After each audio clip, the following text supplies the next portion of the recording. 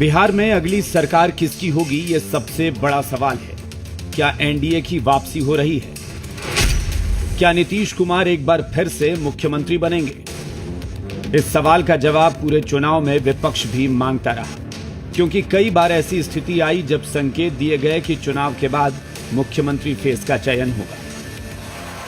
अब तक नीतीश कुमार जी को भाजपा ने सीएम ऑफिशियली रूप से घोषित नहीं किया है। बीजेपी ने नीतीश कुमार जी के पीठ में छुरा घोंपने का काम किया है।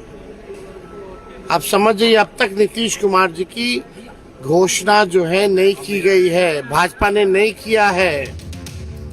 हालांकि एनडीए एक सुर में कहता रहा है कि सीएम फेस को लेकर कोई इफ बट नहीं है। एक बार फिर से नीतीश कुमार ही मुख्यमंत्री बनेंगे। माननीय मुख्यमंत्री नीतीश कुमार जी ने जिस तरह से आदि आबादी युवाओं सभी के लिए काम किए हैं, वो आज बूथ पर दिख रहा है और पूरे बिहार में एनडीए की लहर। जो गठबंधन के सहयोगी दल हैं, हम कमल के साथ तीर को रखे हुए हैं। उपेंद्र कुशवाहा जी की पार्टी है, जीतन राम मांझी जी की पार्टी है और चिराग पासवान जी की पार्टी है। हम सब मिलकर एक ही संकल्प लिए हैं कि 25 से 30 फिर से नीतीश कुमार उस स्थिति में एक बार फिर से बिहार की बागडोर संभाल सकते हैं अगर एनडीए की वापसी होती है। लेकिन बम्पर वोटिंग के बाद महागठबंधन भी हाई जोश में। कोई पहली बार तो है नहीं। 20 में भी हम लोग चुनाव लड़े, 20 में भी लोगों ने भरोसा किया था।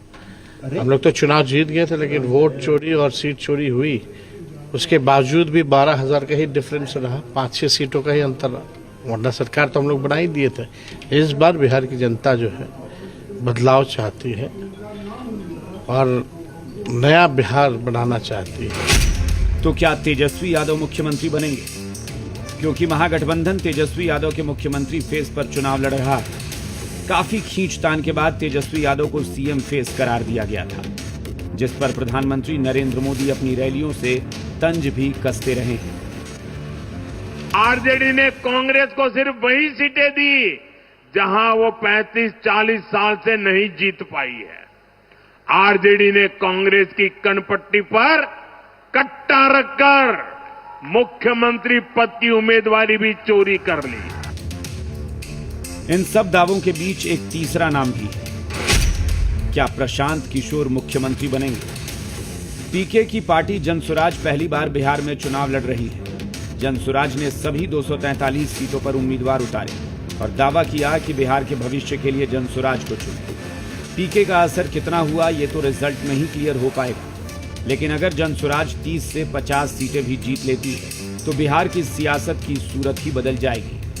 प्रशांत किशोर किंग मेकर की भूमिका में हो सकते हैं, सीएम तक बन सकते हैं, या फिर ऐसा हो सकता है कि प्रशांत किशोर की पार्टी वोट कटुआ बनकर रह जाए। ये 3 चेहरों पर सबसे बड़ा दांव है, जिसमें नीतीश कुमार और तेजस्वी